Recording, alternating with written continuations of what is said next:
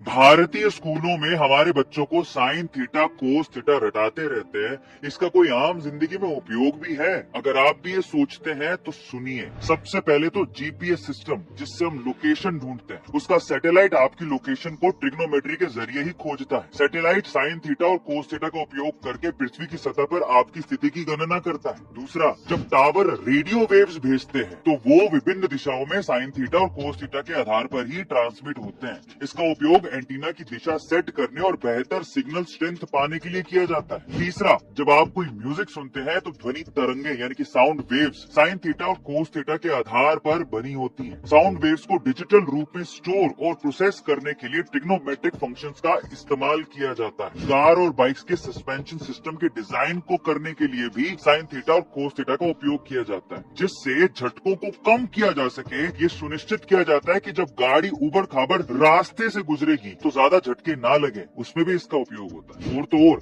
जब कोई रोबोट चलता है तो उसके हर मूवमेंट को साइन थीटा और कोस थीटा के आधार पर ही कैलिब्रेट किया जाता है। कैमरा लेंस और इमेज फिल्टरिंग एल्गोरिदम भी साइन थीटा और कोस थीटा के आधार पर की जाती है। स्पोर्ट्स और गेमिंग की ट्रेजेक्ट्री को कैलकुलेट करने के लिए भी साइन थीटा और कोस थीटा का यूज किया जाता है। और तो और, समंदर में जहाजों की दिशा को सेट करने और प्लेन की ऊंचाई को कोण का अनुमान लगाने के लिए साइन थीटा और कोस थीटा का ही उपयोग होता है। ईसीजी की मशीनों में दिल की धड़कनों की वेव फॉर्म भी साइन थीटा कोस थीटा से मिलती जुलती है। मेडिकल स्कैनिंग और एमआरआई की तकनीकों में भी ट्रिग्नोमेट्री का इस्तेमाल किया जाता है। और किसी बिल्डिंग की स्ट्रक्चर स्टेबिलिटी को बनाए रखने के लिए भी साइन थीटा और कोस थीटा का उपयोग होता है।